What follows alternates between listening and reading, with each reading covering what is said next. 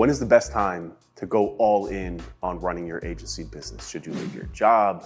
How much income do you need to make? We're gonna address that in today's Blueprint Mailbag question. But before we do, my name is Ryan Stewart. I help agency owners, consultants grow past 7 figures using systems, processes, and I've done it myself, training you everything that I've done to build multiple 8-figure agencies. So today's question comes from Noah Scott. He is a Blueprint member, and he is asking about how does he jump all in? Should he dive all in? And this reigns a little bit personal for me because before I was an entrepreneur, was working a very cushy, high-paying, 6-figure income corporate job for Deloitte and Accenture Consulting. And I was stuck in this position where I wanted to get out of that job so bad. I hated it. I hated waking up. I hated putting on a suit. I hated the work. I hated everything about it. I was miserable, but I was so comfortable because of the income that I was providing. I was in my young 20s at that time. I was also in school part-time to get my MBA. And I was really torn about what to do. So this question from Noah really hits personal for me because Noah's in a similar position. He's working a job, a W-2 job,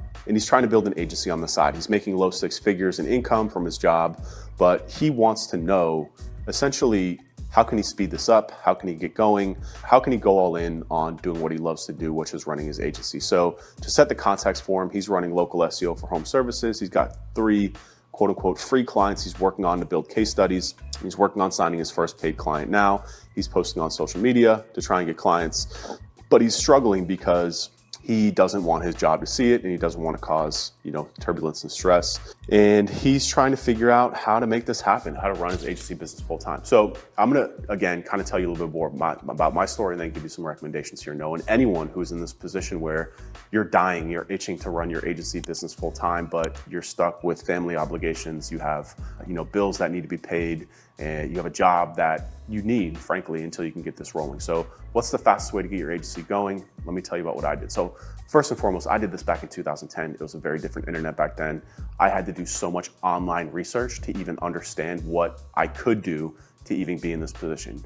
The good thing now, Noah, is the internet is mature. And one, you're in the right place inside of the Blueprint training. This is exactly what we do. But there's also much more information to help you get this going a lot faster. I had to learn everything by doing. I had to learn what SEO was from a conversation that I overheard in a coffee shop. And then I had to do my own research. And then nobody back then was sharing any tips or tricks on how to rank a client's website or do any sort of SEO. It was a black box and you had to figure it out yourself. So the good news is that there's so much information about this stuff on today's internet that you can do it and you can do it much faster than I did. It took me years to really replace the income that I had at my full-time W-2 with the side hustle at that time that I was doing, which is consulting and trying to grow an agency business with clients. So the strategy that I took was I checked out mentally from my job. I wouldn't recommend that for you or for anyone, but I checked out mentally and I just didn't care. I would literally spend the first hour of my day when I went to that job doing work for my job, and then the next 7 hours doing my own stuff. I was building WordPress websites, I was writing blog posts. I was just trying to figure it out and I was doing anything that I could in my power. And then at nighttime too, I was doing everything that I could to try and figure out essentially the nuts and bolts and the foundation of the agency. But you're a little bit past that now. You already understand how to do the service. You understand how to run the business. You just need clients. So how can you get clients, right? If you can't really put your name and face out there because you're worried about, pissing off your employer and, getting fired from your job essentially when you don't have the income on the side to replace it. So before I talk about how to get clients, we need to talk about the mental side of this, which is the replacement of income from your job from your side hustle. And this is one of my biggest regrets, was that I didn't go all in on my business earlier, because it's cliche, but man, as soon as you jump off the cliff, things move faster and you will figure out how to open the parachute on the way down. You can always go back to your W-2. I'm not telling you to quit your job, but I'm telling you to start planning and preparing for it, to take a step back in your income, to take 2, 3, 4, 5 steps forward in your business. Because I was caught hamstrung probably the same way you are, which was I was getting paid well. I had a girlfriend at the time. We were very comfortable and I wasn't making enough from my agency business to really fully replace my income. And when you really break down the economics of running a business, it's almost a little bit underwhelming how much money the business has to make for you to make the same amount. So let's say this, if you're making, call it $100,000 right now at your W-2 job, for your agency business to make the same, you're gonna have to probably make maybe double that, right? You're probably gonna have to make $200,000 in consulting agency income for you to make 100,000. Why? One, taxes are more on business. Two, you have a lot more expenses. You're not gonna be able to do it all yourself. You're gonna need software help, contractor help.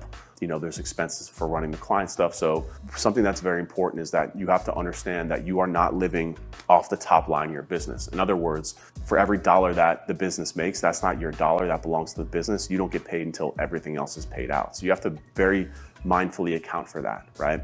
You have to understand the economics of how money flows through a business, and you as the owner, you eat last. That's what leaders do, you eat last. You have to wait until all the money flows through the business, you pay out all the other bills, and then you get paid, and then you gotta pay the tax man on top of that too. So keep in mind, you're gonna have to make a lot more of revenue for you to make personal income.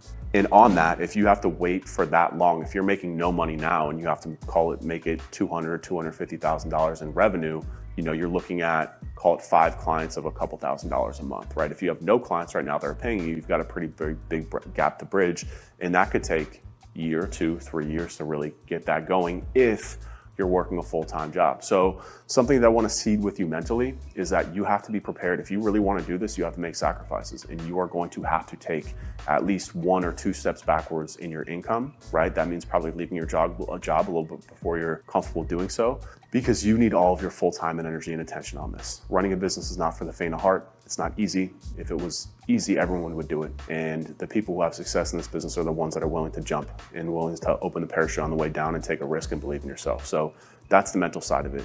Believe in yourself, you can do it. You have also all the support inside of this community, but also the information out there is vast. All you have to do is get clients. So let's talk about that now, because I know that's what your question was about, but there's so much that I have to feed into that before I can get to that. So here's what I would do. If I had no clients right now, I only had the skill set, I would do 2 things. One, I would post on social media every single day. I know you can't. I know that you said you can't because you're worried about your W-2. Like I said, at some point, you're just gonna have to say F it, right? Now, if it bothers them that much, then you can go to your boss, maybe have a conversation with it, or you can just do it until you get a letter. That's an old school internet marketing saying, is you do it until you get a letter, which means do it and, essentially, ask for apologies later. I don't know how the saying goes, but you know what I mean, right? Just do it. Start posting on LinkedIn every day, post on X every single day, post about what you're doing for clients. And you might say, well, I don't really have any clients right now. Everyone has to get started from somewhere. Every time that you post something on the internet, somebody out there will relate to it because they're at the same stage in the journey. If you go back and look what I was doing 14 years ago on YouTube, it's not this. It's not what I'm doing right now, because what I'm doing now fundamentally on a daily basis is different than I was doing back then. But what I was doing back then is I was talking about link building tactics at the ground level. Here's how I find links. Here's how I find the best possible links for HVAC clients or for whatever. And here's the best way to optimize local landing pages and GBP ranking hacks and how to get reviews for HVAC. Talk about all these things, just create about it, create videos about it, put as much information out there as you possibly can, because that's gonna do a couple things. One is eventually it's gonna start picking up on the feeds of the right people, and you're gonna start bringing in leads and customers from it. And that is the most powerful thing that you can do. There's a reason why, I say this in all my videos here, but there's a reason why I'm taking time on a Thursday morning and renting a studio to make videos like this. And it's because it's the best way to grow my business. I spend a lot of time, a lot of effort doing this. It's really important. I invest the money, I invest the time, and it pays dividends in the future. It's building equity in the business. So that's recommendation number 1, is start talking about what you're doing, creating videos, posting it on LinkedIn, posting it as many places as you can. Social media is free, man. You don't have to pay for it. It's a free platform. All of them are free. Your customers are hanging on to all of them. You just need to figure it out over time. And that's part 2 of what happens, is the amount of learning that comes from that. When you push yourself to do things that are outside of your comfort zone, you're gonna grow as a person, you're gonna grow as an entrepreneur, you're gonna grow as a leader, and your knowledge base is gonna grow too. The amount of knowledge that I've gained from actively creating stuff like this, because it forces me to research and learn and test and adjust, it's immense, right? I've been able to position myself as a leader in the legal space within 2 years in a very competitive industry, because I'm willing to get in here and create content and talk about what we're doing and talk about these things publicly and give it all away for free. And that brings a lot of lawyers to my doorstep to have conversations, right? And then number 2 is start sending DMs, man. I'm not a huge proponent of cold outbound unless you're in the beginning stages where you are now and you have to get your first 5 clients. Again, email is free, pick up the phone, call for free. But what I would suggest is researching a list of 100 companies that are in your vertical. So you said you're doing professional services. I would drill in even more. Professional services is too broad. I would focus on HVAC or electricians or roofers, landscapers, pressure washers. Pick one, and then build a list of those people in those companies, right? And do research on them on LinkedIn to make sure that they're qualified. You want to build a list of 100 people that you know without a shadow of a doubt, one, are qualified to pay you for your services, and two, are going to see good results as a result of what you're doing for them. And you have the utmost confidence in doing that because you've researched these people and you know that they're not going to give you an objection about, oh, it's too expensive, blah, blah, what have you. You just need to figure out a way to break through and talk to those people. So you can start by sending messages. You can build the content to get in front of them. You can entice them with free offers. You know, I'll do a month for free. Be aggressive. Put yourself out there. And that's what I would do. So I would do those two things. One, I would create a ton of content as much as possible. Again, I know that your job might frown upon it, but at some point, man, you're gonna have to jump off that cliff. And the sooner you rip that Band-Aid off, the better. I know you don't have enough income to replace it now, but man, I promise you something very special happens when you go all in on something. I was in the exact same position where I was like, it took me 3 years. I was working that job for 3 years, doing my side hustle for 3 years. A lot of people don't know this about me because I've been doing this for so long. You see where I am now, but dude, when I sat where you are and I had that job and I was miserable and I kept telling myself, oh, I have to get to the same amount of income because I don't want to take a step back. And I eventually got to the point where I couldn't do it anymore. I was only making about half, but I then accelerated so quickly after I left that position because all of your attention, all of your emotion, all of your energy is now pushing forward to figure this out. And you can do it, man. It's not rocket science. It takes a little bit of balls, if I'm being honest about it, or whatever you want to call it, and a lot of self-confidence. And you can do it. Anybody can do it. You just have to put in the time and effort and the energy, and you have to be willing to go the extra mile and put yourself in uncomfortable situations that other people aren't. And if you do that, you're going to grow leaps and bounds, personally, business-wise, and your bank account will grow with it. So that's what I got for you. If you have any follow-up questions, please let me know. If you're not a member of the Blueprint Training and you want advice like this, coaching, consulting for your agency from me and my team, the Blueprint.training, $199. You get access to everything that we have. Hopefully I see you up there. If not, like, subscribe, and I'll see you in the next video. Hey, Ryan here. Hope you liked that video. If you want more, check out these two videos right here on this screen.